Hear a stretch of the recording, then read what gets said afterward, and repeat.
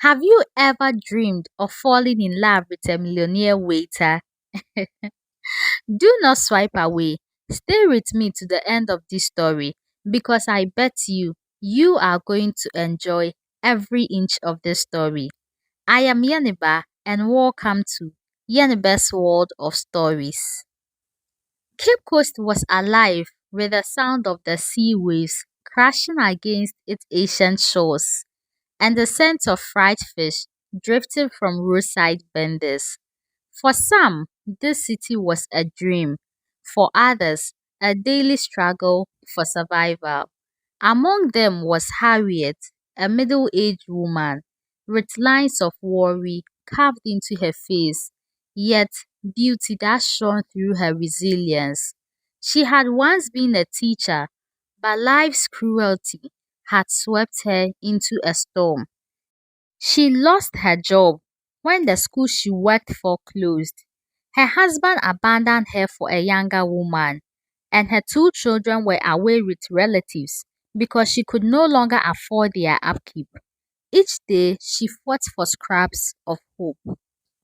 In contrast, across town stood the luxurious Ocean Breeze restaurant, the most elegant dining place in Cape Coast. Its owner, John Mensah, was a quiet millionaire in his late 40s. Unlike other wealthy men, John lived modestly. To the public, he was known only as the mysterious owner of Ocean Breeze. Rarely seen in the limelight, his wealth came from years of wise investment, but his heart remained empty. He had been burned in the past by women who only saw him as a walking bank account. Now, John longed for a wife, not a gold digger, not a beauty queen chasing luxury, but a woman with depth, with a story, with sincerity. And so he devised a plan that even his closest friends mocked. He disguised himself as a waiter in his own restaurant. Wearing a simple white shirt, black trousers, and an apron, he called himself Kwame. Whenever he served tables, none of his staff suspected. They thought he was a new worker John had hired to cover shifts. Only his trusted manager knew the truth. One evening, Harriet walked into Ocean Breeze, hesitant. She rarely stepped into such places, but she had been given a small tip after doing laundry for a wealthy woman and decided to spend it on herself for once. She wanted to remember what it felt like to be human, to sit in a nice place, to eat like a lady, and not just survive on bread and tea. John, disguised as Kwame, was the one who served her. He noticed her old faded dress, carefully ironed, her shoes worn out at the sole, and yet her posture upright like a queen. Her eyes carried both dignity and sadness. Good evening, ma'am, John greeted warmly, smiling in a way most waiters never bothered to. What would you like to try tonight? Harriet looked at the menu. What would you like to try tonight? Harriet looked at the menu, embarrassed by the high prices. Please, what is the cheapest meal here? She asked softly. John's heart stirred.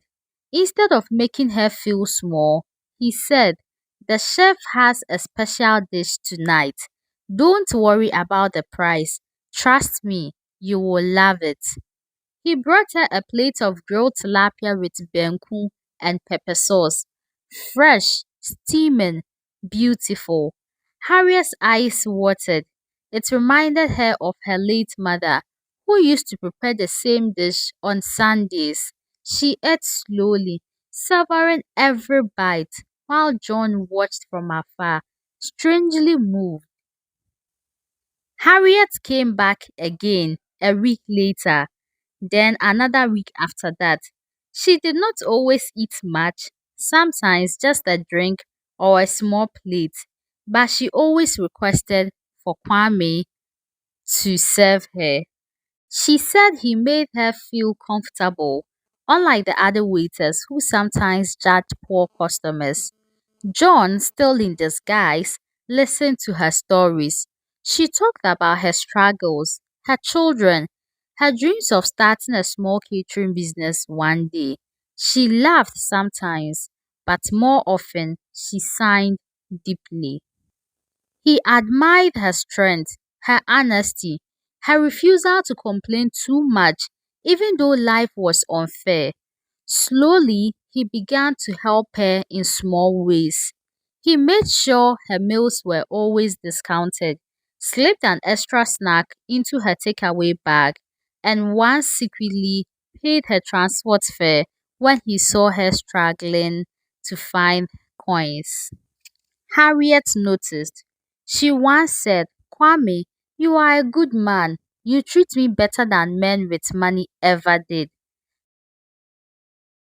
John's heart beat faster, but he kept his identity hidden. He wanted to be sure she loved the man, not the millionaire.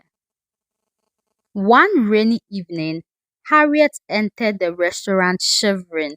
Her clothes wet. She had walked because she could not afford church fare. John quickly gave her his jacket and brought her warm tea. That night, when the restaurant was nearly empty, Harriet broke down. "I don't know why I keep coming here," she confessed. "I am just a poor woman, but somehow, this place and you make me feel alive again." John could no longer hold the truth inside. He asked her to wait after closing. Nervously, Harriet stayed. Then, in the quiet of the restaurant, John removed his apron and told her everything. "My name is not Kwame," he said gently. "I am John Mesa. I own this restaurant and many others. I am a wealthy man, Harriet, but I disguised myself as a waiter because I wanted to find someone genuine. And in you, I found her." Harriet froze. Tears welled in her eyes, not of joy, but confusion. "Why would you lie to me? Why would a millionaire waste his time with someone like me?" "Because," John said, stepping closer, "I don't need someone like me. I need someone real. You are the most authentic, strong, and beautiful woman I have ever met. And I don't want your money. I want your heart." It took Harriet weeks to process the truth. She feared it was a trick, being hurt again. Most importantly, she feared being hurt again. But John proved his sincerity. He supported her catering dream, gave her a space in one of his smaller restaurants to run her own kitchen. He introduced her to his family, not as a project, but as his equal. Slowly, Harriet's walls came down. Her children returned home, happy and proud of their mother. Together, she and John built a bond rooted in honesty, resilience, and love.